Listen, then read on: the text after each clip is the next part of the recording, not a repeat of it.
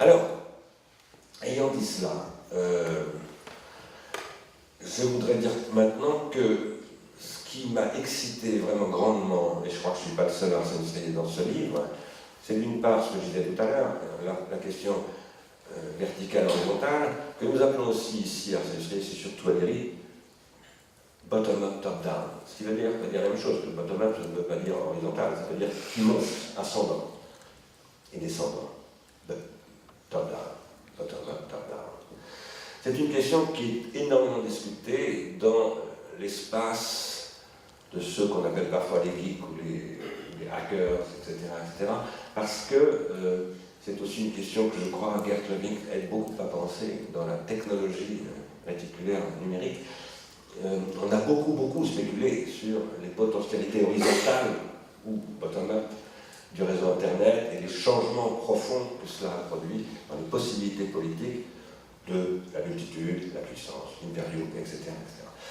Nous, à Arsène Suisse, comme à l'IRI d'ailleurs, l'IRI c'est un endroit où nous développons des technologies, nous ne faisons pas qu'en parler, nous les développons modestement, nous sommes une toute petite équipe, enfin quand même nous réalisons des choses. Nous pensons que les systèmes purement bottom-up, ça n'existe pas. Ce qui fait qu'un système est un système, c'est que précisément il articule deux tendances, horizontales et verticales. Sinon, c'est pas un système. En tout cas, c'est pas un système dynamique. Parce que là, ce dont nous parlons, ce sont des systèmes dynamiques que Gilbert Simondon appelle aussi des processus d'individuation, en se référant d'ailleurs à la systémique des systèmes dynamiques. Dans cette question et cette réflexion que nous menons sur les réseaux numériques et l'horizontalisation qu'ils ont produite, et que nous, pour une grande part, nous applaudissons, mais aussi les processus de captation, de prédation, de dissimulation, d'illusion, et aussi d'idéologie. Gert nous en parlera cet après-midi, de l'idéologie. Eh bien, il y a un très grand danger qui est ce que, je crois que c'est le titre d'un des paragraphes, Frédéric Lormont appelle l'oubli de la verticalité, ou l'oubli du vertical. Voilà. C'est extrêmement dangereux, parce que, par ailleurs, nous pensons que ces réseaux, et là aussi je pense qu'avec Gert et avec Paul Jorion, nous avons des réflexions communes sur cette question, ces réseaux, en fait, mettent toujours en œuvre la verticalité, mais elle est dissimulée, elle est algorithmique, elle est automatisée, elle est donc non délibérable. Et elle ne peut pas produire, par exemple, des tendances à l'universalité, des tendances raisonnables. Alors, nous croyons, quant à nous, que la critique de tout cela, en France en particulier, est extrêmement difficile, parce que depuis plus de 50 ans, ce qu'on a appelé la pensée, la théorie française, a systématiquement développé un discours pour le disparition de l'État et contre les structures de l'État. Et nous pensons que ce discours-là, qui est souvent absolument légitime, bien entendu, hein, je ne suis pas en train de dire que je voudrais plus d'État, ou je ne sais pas quoi, je ne suis pas en train de dire ce que nous dit Marine Le Pen. Bon.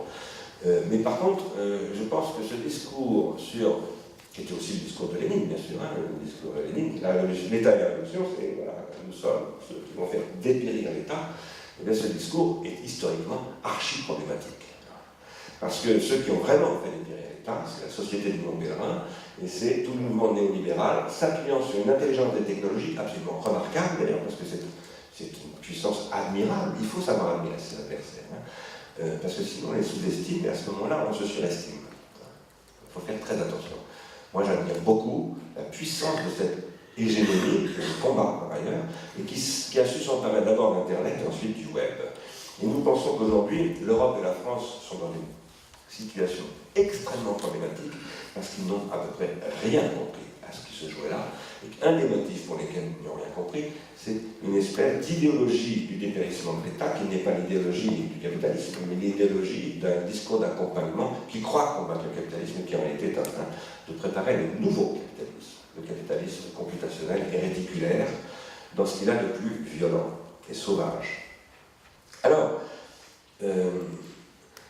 évidemment, un troisième point qui nous parle énormément dans le travail de Frédéric Lordon, hein, vous avez vu que dans le premier point, finalement, ça croise nos réflexions sur la nouvelle société industrielle d'une certaine manière, à partir d'une problématique qui n'est pas celle-là, une problématique de l'individuation politique, disons, et de la puissance et de l'impérium. Deuxièmement, la question parler, j'ai perdu le fil, je vous demande pardon de ce que je viens de dire là. Je deviens vraiment gaga. Bon, tant pis. Bon, j'ai dit un truc, j'espère que ça se souvient. Et là-dessus, la puissance publique, bien entendu. Et donc la nécessité d'affirmer une puissance publique. Et troisièmement, l'affect. Et on voit revenir la question, pas forcément du désir, on parlait, mais disons, de l'énergie libidinale, pulsionnelle, affective, etc., sans laquelle rien de tout ça ne pourrait fonctionner. Rien de tout ça, en particulier, ce que Lordon, après Spinoza, appelle la transcendance, l'excellence. C'est pour nous fondamental. L'agencement de ces trois dimensions-là, plus des questions qui ont trait à l'ingénium, à la localité, mais je n'en parle pas parce que je sais que Paolo en parlera. Ce sont des questions qui sont absolument les trois dimensions de base de ce que nous faisons. C'est pour ça que voilà, nous avons proposé de venir un peu dialoguer avec nous aujourd'hui.